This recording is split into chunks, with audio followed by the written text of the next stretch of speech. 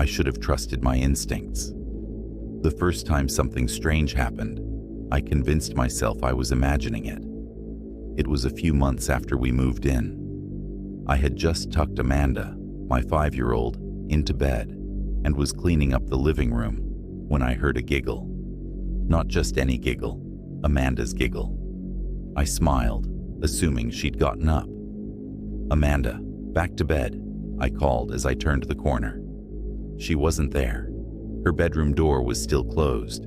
I hesitated for a moment, my skin prickling, before slowly pushing her door open. She was tucked under her blanket, her stuffed bear clutched tight, sound asleep. I told myself I was just tired. That sound carries weirdly in old houses. But then, it happened again, and again. Soft footsteps running down the hall when I was alone. The sound of Amanda humming when she wasn't even home. Doors left open that I knew I had closed. And always, the closet door, slightly ajar, no matter how many times I shut it. But nothing ever happened in front of me. Until that night. It was raining outside, the sky gray and heavy. My husband was at work, and it was just me and Amanda. "Mommy, can we play hide and seek?" she asked, her brown eyes wide with excitement. I hesitated. I was exhausted, but seeing the way her face lit up, I couldn't say no. "All right," I sighed. "Go hide. I'll count to 10. Amanda squealed and ran off, her little socks sliding on the hardwood floor. I turned toward the wall, covering my eyes. 1, 2, 3. I could hear her scurrying around, tiny giggles trailing off down the hallway. 4, 5, 6. A door creaked. 7, 8, 9. Silence. I smiled. She always picked the hallway closet. 10. Ready or not, here I come. I stretched the moment out, pretending to search. Where could Amanda be? No giggles, no rustling. She was getting better at this. I made my way to the hallway, stopping in front of the closet door. It was already open just a crack. A sick feeling curled in my stomach. I hesitated. "Found you," I said, forcing a smile as I pulled the door open. Inside, crouched in the darkness, was Amanda. Her back was to me. Her little shoulders were trembling, like she was holding in laughter. A sharp, icy shiver crawled up my spine. "Amanda?" I whispered. She didn't move. Something was wrong. I stepped closer. "Sweetheart?" Then from behind me, "Mommy?" I turned so fast my vision blurred. Amanda stood in the hallway, a confused frown on her face. My stomach dropped. Slowly, my breath shaking, I turned back to the closet. The thing inside shifted. It turned its head toward me. I slammed the door shut so fast that my fingers jammed against the wood. I locked it and grabbed Amanda, yanking her away as she started to cry. "Mommy, you're hurting me." I loosened my grip, but I couldn't let go. I was terrified to let go. "There's someone in there," I choked out. "Amanda, where were you hiding?" She sniffled. "Under the bed." I felt lightheaded. Then I heard knocking. My stomach twisted so hard I thought I'd be sick. 3 slow, deliberate knocks. From inside the closet. I grabbed Amanda and ran. I called my husband. I called the police. They searched the house. Nothing. No signs of forced entry. No footprints. No evidence that anyone had ever been in that closet. They told me I was overreacting, that my mind had played tricks on me. But I knew better. Amanda never played hide and seek again. And me? I never opened that closet door again. Some nights when the house is silent, I hear the creak of a door opening on its own. And sometimes, just barely above a whisper, I hear a giggle. But I never, ever check. We are forced to live here until we can possibly find another house in the area for sale. I live in constant fear, but act like I don't.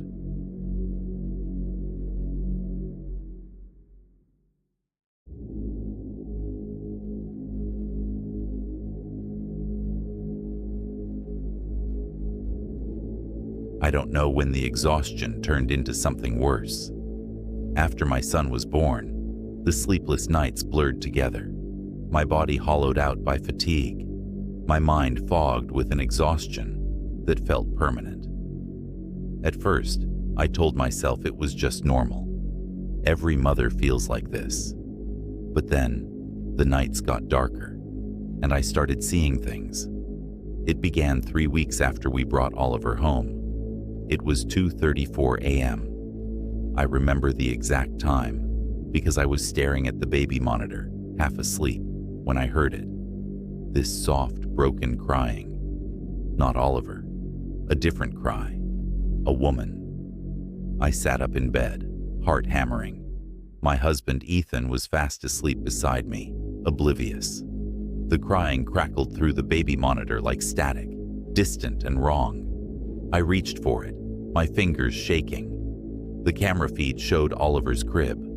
He was still, breathing softly, his tiny hands curled into fists. Nothing else. I turned the volume down. The crying didn't stop. It was coming through the monitor, but it wasn't coming from Oliver's room. I turned to Ethan, shaking his arm. "Do you hear that?" He groaned, barely opening his eyes. "Hear what?" I held the monitor between us, the soft, wet sobs filling the room. Ethan sighed, sitting up and rubbing his face. He listened for a second, then frowned. "Is that a baby?" "No," I said. He grabbed the monitor and stared at it. The crying faded into the static. Then, silence. Ethan set the monitor down. "It's just interference. These things pick up signals from baby monitors down the street." I nodded, pretending that explanation made sense. But the thing was, we didn't live near anyone with a baby. The next night, I barely slept. I kept the monitor beside me, volume up, eyes flicking toward the screen every few minutes. Oliver stirred occasionally, but nothing happened. No strange crying, no sounds at all. I started to think I'd imagined it. Maybe the sleep deprivation was messing with my head. At 4:10 a.m., I forced myself to close my eyes. I woke up 1 hour later to the monitor buzzing with soft static. I grabbed it, my chest tight, and then I saw her. A woman in Oliver's room. She was sitting in the rocking chair beside his crib, her back to the camera.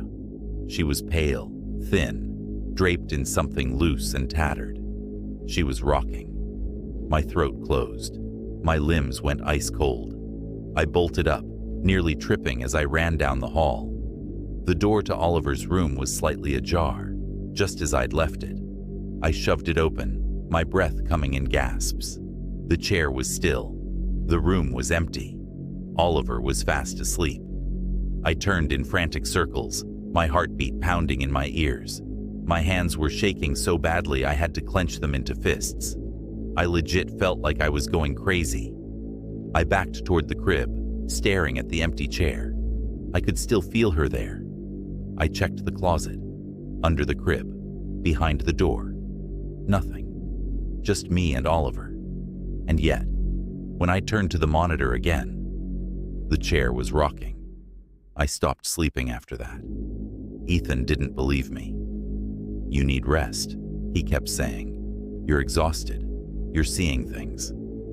Maybe I was. I tried to believe that. But the next night, the monitor clicked on by itself. The screen flickered, and I heard something new. A lullaby. Software. Sweet. Sung by a woman's voice. I sat up, hands clutching the sheets. The song drifted through the static, slow and familiar. It was the same lullaby my mother used to sing to me. The same one I sang to Oliver. I grabbed the monitor and stared at the screen. The rocking chair moved slowly back and forth. The woman was there, humming, leaning toward the crib, and Oliver was awake. Not crying, not scared, just staring up at her with wide, glassy eyes. I ran. I didn't think, didn't breathe. I slammed the door open, flipped the light switch. Empty. But the lullaby kept playing. Not from the monitor, from the closet. I didn't hesitate. I threw the closet door open so hard it rattled against the wall. For a second, I saw nothing. Just Oliver's tiny clothes, stacks of diapers. Then I noticed it. The baby monitor. An identical baby monitor sitting on the shelf. Old, dusty. I grabbed it with numb fingers. My body knew the truth before my mind did. I turned it over. A name was scrawled on the back in black ink, faded over time. Margaret, the previous owner of our house. I felt something ice-cold wrap around my ankle. I screamed and stumbled back, kicking wildly. The room went silent. The lullaby stopped. I looked down. Nothing was there. That was the last night we spent in that house. We moved in with my sister while Ethan sorted out selling the house. He didn't believe me. He thought it was me.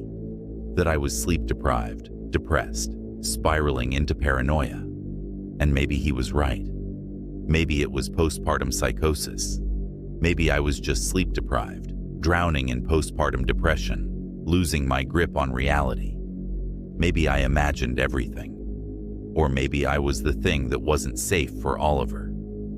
As time went on, things began to feel normal, and I was feeling much better. But in the back of my mind, I knew something dark was in that house, and I thank God we escaped before something even worse happened.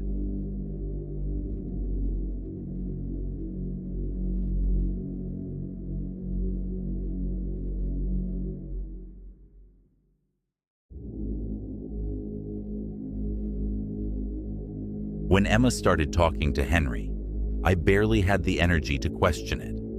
I was exhausted, mentally, physically, emotionally. My husband walked out before she turned 5, leaving me with a mortgage I couldn't afford and a daughter who missed her dad, but didn't know how to say it. I worked night shifts at the hospital and picked up extra hours wherever I could, but it was never enough. So, when Emma started whispering to herself in the quiet of our too small, too old house, I let it slide. "Who are you talking to, baby?" I asked one night while she sat cross-legged on the floor, cradling her stuffed rabbit. She looked up, dark curls hanging in front of her face. "Henry." I forced a smile. "Oh yeah? Who's Henry?" "He's my friend." I should have asked more, should have pressed harder, but I was bone tired, and imaginary friends weren't a crisis. So I kissed her forehead and told her to clean up before bed. A week later, I woke up at 3:12 a.m. to the sound of something scratching. Not a mouse, not the rustling of trees outside, something sharp, deliberate, coming from Emma's room. I pushed open the door, expecting to find her playing with toys or digging through a drawer. Instead, she was sitting in the dark, her back to me, facing the wall. Her fingers pressed against the peeling wallpaper. "Emma?" My voice cracked. She didn't turn. "Henry's mad at me." I swallowed hard, stepping closer. "Why?" "I told you about him." The air in the room felt thick, too warm. My stomach turned. "Come on, baby. Let's get back to bed." She didn't argue, but as I pulled the blanket over her, she whispered, "Henry says you should close your door at night." A cold wave passed through me. "Why?" She blinked sleepily. "Because you're not supposed to see him." I left her room with my skin crawling. I shut my door, locked it, laid in bed staring at the ceiling, trying to convince myself it was nothing. But that night, I woke to the sound of my doorknob turning, slowly, like someone was testing it. I held my breath. The knob rattled. I sat up, heart hammering. "Emma?" Silence. I grabbed my phone and turned on the flashlight, aiming it toward the door. It was closed. I was shaking too hard to sleep after that. The next day, I came home early from work. Emma was at school, and I had a gnawing feeling I couldn't shake. I went into her room and ran my hand along the wall, where I had found her sitting.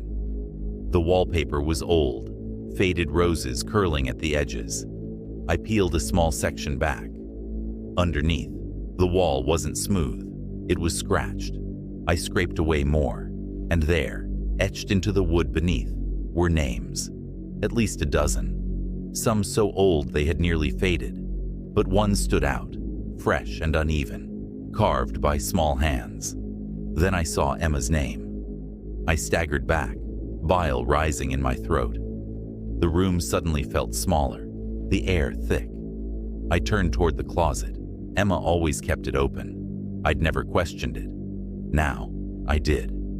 I moved toward it slowly, pulse pounding in my ears. Inside, nothing but her tiny clothes, a row of shoes, and something else. In the dim light, I saw faint scratches along the inside of the closet door, the same jagged, desperate carvings as the wall, and below them, something that made my entire body go cold. "Help me," it said. That night, I didn't go to work. I told Emma we were having a sleepover in the living room and made a bed of blankets on the couch. She was excited, but I could tell she knew something was wrong.